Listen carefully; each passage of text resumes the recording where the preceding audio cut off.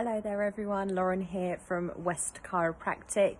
For any of you that don't know me, I am the clinic manager at West Chiropractic. Some of you may have seen me, met me, know quite a lot about me. Other people's will be more behind the scenes. So yes, it's lovely to meet you all that I haven't met so far. And today we are going to be doing something slightly different. So you would have noticed from last week with Dr. Jeremy's post about the biology lesson.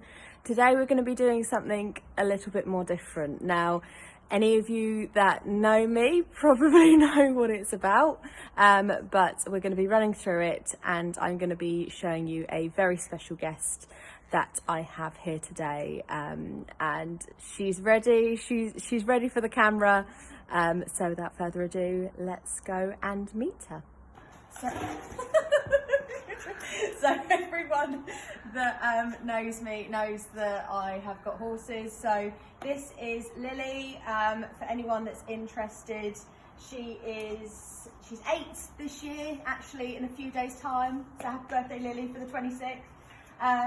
She's going to be 8-year-old. She's Irish draft, and she is 16.3. Anyone that knows horses, we measure horses in hands, so it's slightly different to meters or centimeters, anything like that.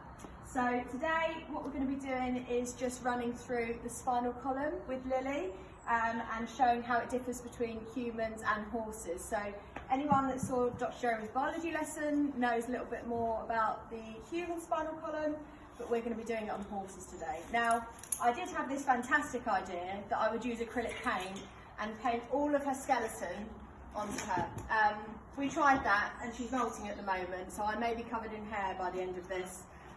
But yeah, it did work basically. So we tried and it didn't work.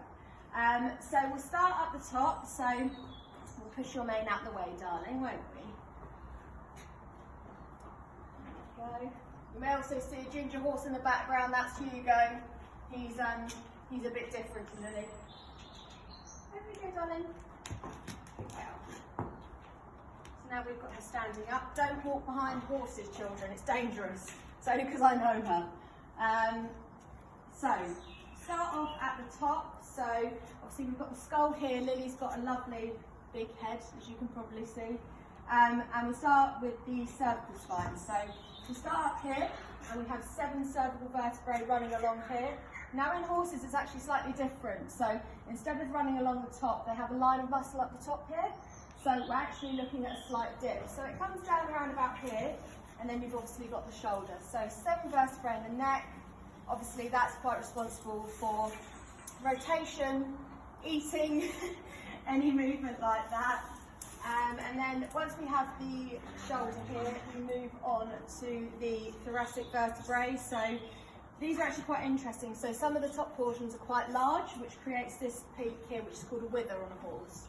And then what we do is we run all the way along here. Now if you actually ever get the chance to get up close and personal with a horse, obviously with the owner's permission, you can actually feel the top of the spinous processes, which are the sticky out bits that Dr. Jeremy would have shown you on the skeleton. Now in this bit we actually have 18 sections. Now ribs come off of this, so we look to have the rib cage coming all the way around. What this does is protect the internal organs in there. So Lily will have very big lungs sitting at the front here, and her heart deep within the chest cavity, and then she has things like her kidneys and everything. She's itching, sorry. Don't work with horses, well, animals or children, they say. And how right they were. So 18 along the top here, and then this is actually where the saddle sits. So this is really important. So we'll go over it in a little bit, but spinal health in horses is just as important as it is with humans. So we want to make sure that she is very healthy, very well, and when we do ride her, that she isn't in pain or any discomfort. So that's really important. Next we move on to the lumbar section. So these are very, very big and large areas, yes.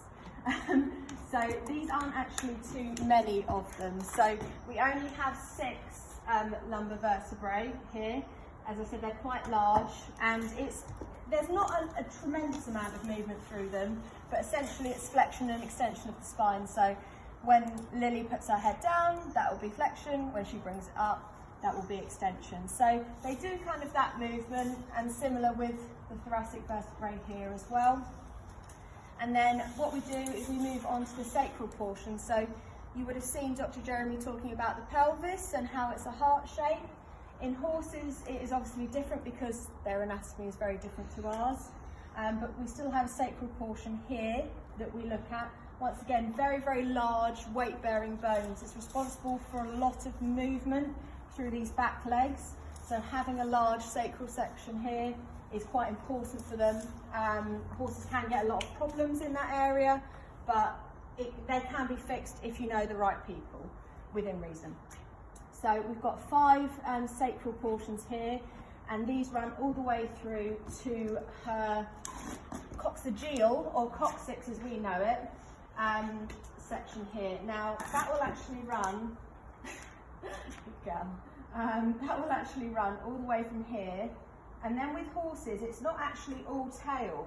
So they actually have a bone that stops here.